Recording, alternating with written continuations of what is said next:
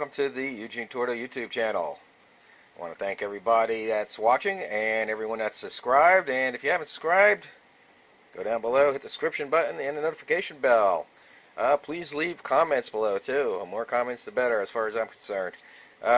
Today's video will be about two different soldering guns. On the left we have a Weller heavy duty soldering gun kit, 140 watt, 100 watt. And on the right we have a cheap eBay. I think this was like 13, 14 bucks. I'll leave a link down in the description box to both of these. Soldering gun that's supposed to be 100 watts. First I'll go over this one here. This is as basic as you get. Comes with a little light bulb that lights up. Does come with 3 different soldering ends. 2 soldering and 1 for cutting foam and stuff, or whatever you want to use it for. And it's basically your as basic a soldering gun as you can get. It has a trigger, has the light, cord, not much instructions, just come with soldering and flux. For today's test I'll use the solder right out of this kit. And then back over here to the high-end one. This is the Weller. I got this at Home Depot. It was somewhere around 40 bucks, I believe, and comes in a real nice case. Comes with what's basically a really nice soldering gun. Has 3 built-in LEDs, 2 triggers position. You hold it, I think, part way, and it's 100 watt. All the way, it's 140 watt. Real nice grip. And it comes with, let's see, the soldering tip that's on there. And then it comes with a cut knife and a smooth PVC knife. I don't really have any. I do have some foam, so maybe we'll try that out. But I don't have the correct foam that you normally would cut with something like this. It also comes with solder and an Allen wrench. That being said, what I'm going to test these out on. Oh, also this comes with a set of instructions. Very basic. You open it up and it's all pictorial. You can't get any more basic than that. I mean, it is. Yeah, it's like the most simplest pictorial instructions I've ever seen. They're probably oversimplified, but getting back to this, I'm going to test these out on some 8-gauge wire, because these 8-gauge is pretty hard to heat up. I'll use the solder from the eBay kit because it's already out. And first we'll test the eBay one, see how it does. This one claims, the eBay one claims it heats up in 8 seconds. The Weller one claims it heats up in like 6 seconds. So, let me get this out of the way. Find some room over here. And we'll try this out.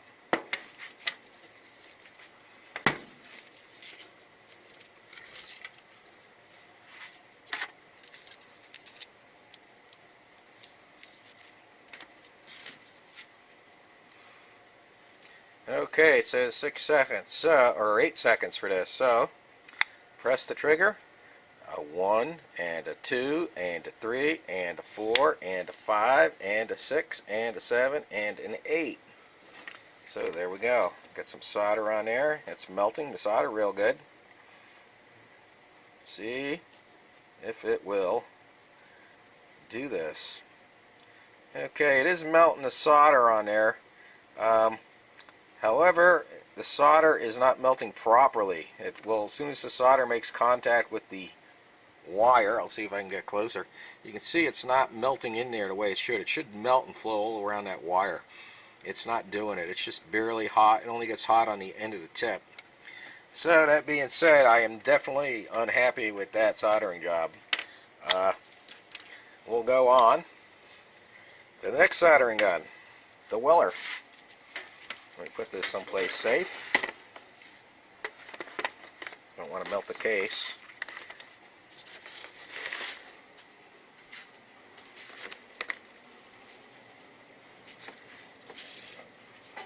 Get this out.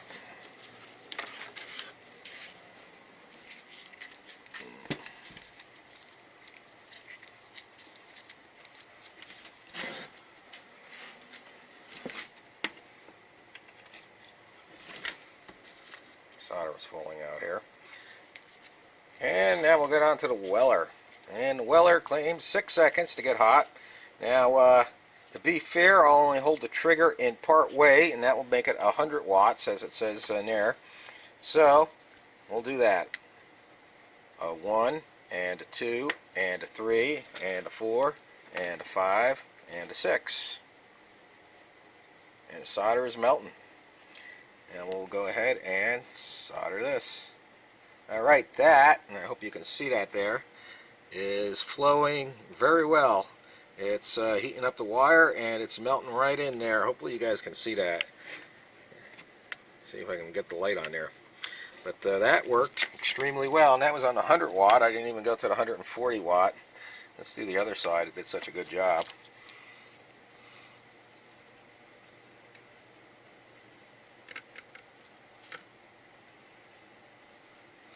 And there we go. That was quick. Yeah, that's definitely need to wire solder 2 pieces of wire together that are thick, like this 8 gauge that I'm doing, which I got to do on my alternator, by the way, on my Corvette. Yeah, that is a hell lot better. Woo, that's hot. Okay. That being said, the weller wins hands down. Now, maybe I'll change over. I don't really have the right kind of foam for cutting. I got the only thing I have laying around the house right now is this foam. So, I guess I'll put those cutting knives on both of them and we'll try that out just to see how they go. I'm pretty sure I know how it's going to go. This is going to win. But, here we go. We'll switch over. And I'll be back in a second. Okay, I'm back, and I switched over the 2 ends. One thing I will say about the weller, it comes with an Allen wrench, which is a lot nicer to change these ends than a screwdriver. The eBay one, you got to use either a Phillips or a flathead, and you have to supply that yourself. That being said, let's cut some foam. See how this does. So here we go. We're going to wait 8 seconds. 1 and 2 and 3 and 4 and 5 and 6 and 7 and 8. Okay, it's cutting it. For foam, I guess it's pretty good. I don't know how it's going to compare to the weller because I haven't tried the weller out on it, but we're about to find out. We'll unplug that, plug in the weller, and we'll wait 6 seconds. 1 and 2 and 3 and 4 and 5 and 6 and 7 and, well, that's 6. But here I am. I'm holding it only part way at 100 watts because there's 2 settings, and it does a lot better job. It goes through there a lot quicker. Here, I'll do it again one more time. Here, just press the trigger in part way. That's 100 watts. Yeah, that is a true 100 watts. This one here, not a true 100 watts. Now I'm going to try it at 140 since I have that ability. 1 and 2 and 3 and 4 and 5 and 6. And I'd have to say, yeah, that is much better. Everything about the weller is better. That's all there is to it. Once again, you can see here on the left, that's the wire I soldered with the weller. Soldered, melted right in, and then you got that ugly blob that I wouldn't trust with anything, because that eBay one would not get it hot enough. That being said, I did try this out on, I believe it was some 16 gauge and 18 gauge wire, and it worked fine on that. It worked great. If you're not planning on doing big wire like 8 gauge or cutting foam, or heavy foam anyway, or whatever, and you just want to save yourself some money, you're only going to use this once in a blue moon, go on eBay. I think it was, like I said, I'll leave a link in below where I got it on eBay. And you know, you get what you pay for. And I have to say, the Weller, if you can afford it, spend the extra money on Weller.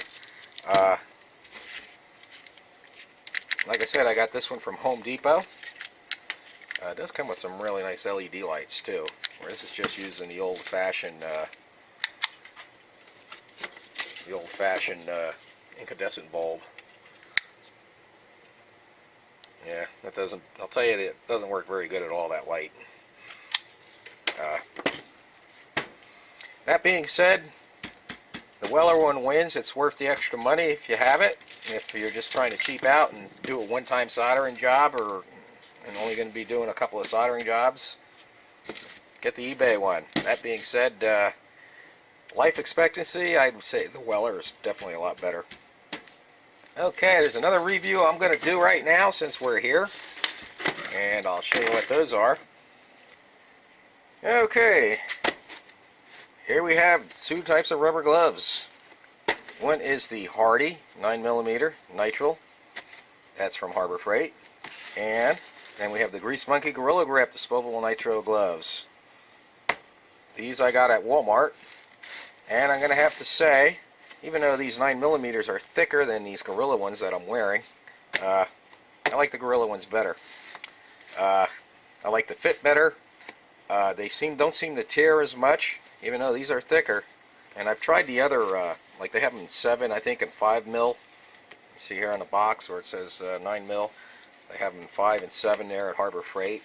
I have to say I like these better. They're just a lot more comfortable, and they seem to hold up working on the car. These seem to tear just a lot easier. I've had these tear just putting them on my hand. These seem to hold up a lot better, and that's my opinion on those. One thing I will say about Harbor Freight, the Hardy gloves, like these are made by Hardy, are the Hardy mechanic style gloves. I forgot what I paid for them. You can see I got a few miles on these, but these are medium, I believe. Let's look inside the label and see what it says. Hardy Mechanics gloves, medium, padded. Yeah, and I have to say these I like a lot. These, for my hands, they fit perfectly, and they seem to hold up real well. And even with these rubber gloves on or off, they fit real nice. And they're a little tighter, of course, with the rubber glove, but you can just throw them on and then take them off without having to take the rubber gloves off and on. And I like these. I have to say that one, these gloves from Harbor Freight I like. These, they're good, but not as good as these. I hope this is helpful. I hope everybody learned something from it. I always do, or I try to. Once again, you can see my workspace is a mess, and I still need to clean everything up, like my garage and everything else. I do have some other projects coming up. That's going to be on the Vette. Hold on here a second.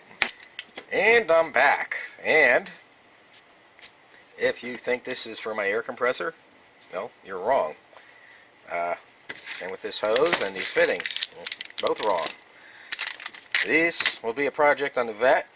I've seen these used before. You ever hear people using oil catch cans? I actually thought about fabbing one up. I actually have the material to do it. Out of 304 stainless, I got some tubing, and I could do that. I still might. But I've seen people use these, and they work really well for the PVC system as an oil separator. It's hard to believe, but it works real well. And then when you want to empty your oil, screw that out, empty the oil, screw it back in, and that will be another project coming up. Maybe next weekend. Tomorrow's supposed to be real nice, so maybe I'll just take the Vette out for a drive. I don't know. We'll see. But thanks for watching. Please leave comments below. I'm thinking of taking a poll. I will leave a link up there. If I should do a giveaway to increase my subscribership. So anyone that does watch, I don't get a lot of views. It seems, unless I share it on cross social media, I don't get too many views. I guess I'm just not that popular. But figure if I do a free giveaway, maybe that will get me more views. I don't know. What do you think? Let me know. Either in the comments below, or, like I said, I'll see if I can leave I'm pretty sure I can leave a link up there for a poll. So, hope everybody has a happy day, and God bless.